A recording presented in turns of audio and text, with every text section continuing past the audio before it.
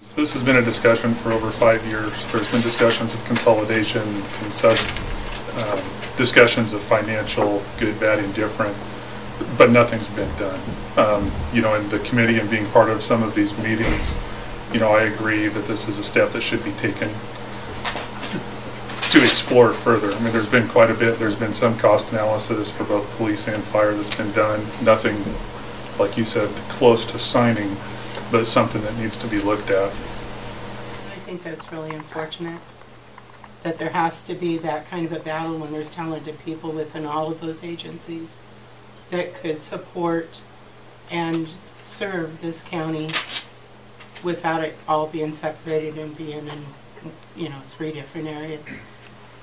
And I'm worried and concerned as Johanna about the public that gets confused. Will Willamette think when they say there's a crash on the freeway and we know they're saying 101, are they going to be able to figure that out? I mean, it's like you're taking my children away from me by transferring them to another county.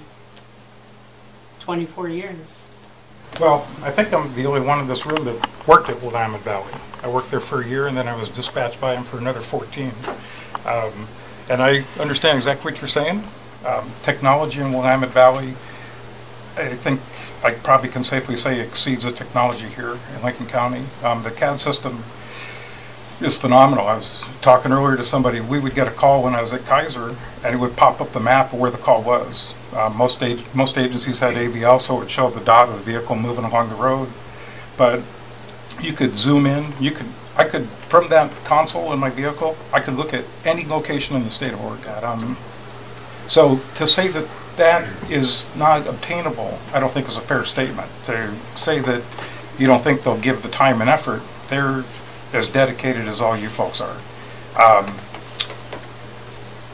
Unlike my brethren, I think we should have and still should explore other options. I believe a standalone communication district is really, ultimately, would be a nice thing. Is Willamette Valley going to know when we just found a woman on the beach and the guy that was there on the beach with her who was freaked out because he was a tourist and said that he was at South Beach State Park?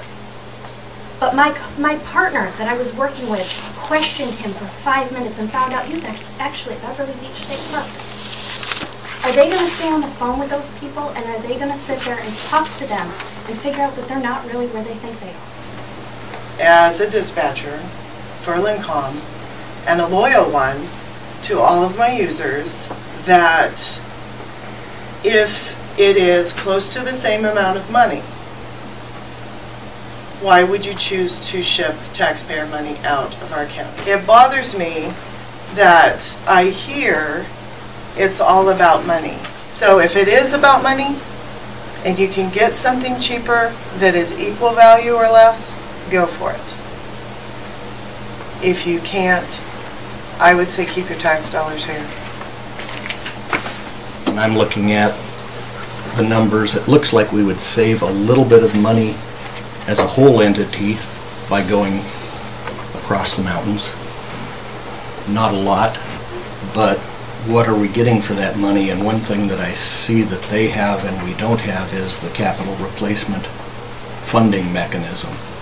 And knowing that we've got equipment that's going bad, I think if we're comparing apples to apples, we should be looking at what would the costs at LinCom be if we were to have that apparatus or the capital replacement program and have all those same things in place. Our current contract with LinCom is up this December.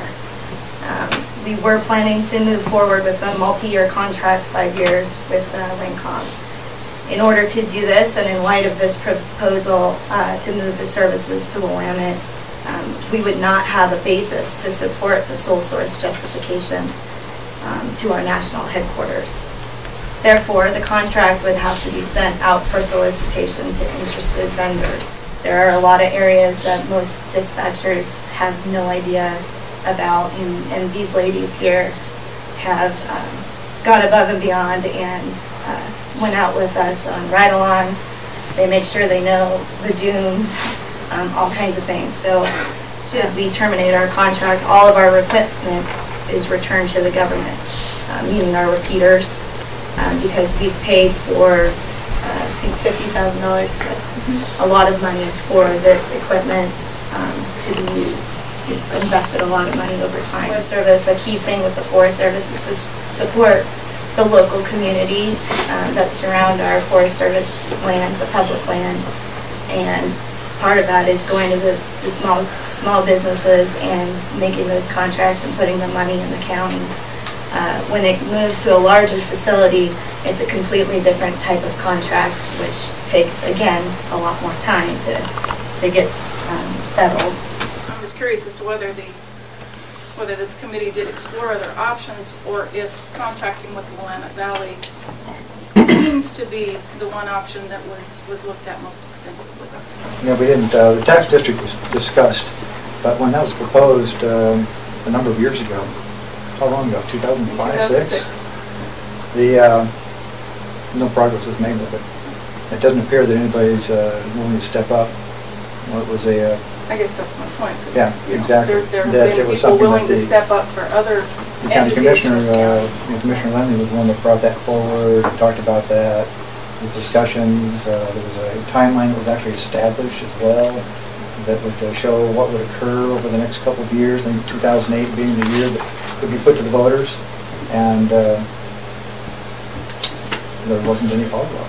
I can't explain any more than that. So, the likelihood of another taxing district going forward, you give some good examples, but the school bond measure was one that was already in place, not a new one.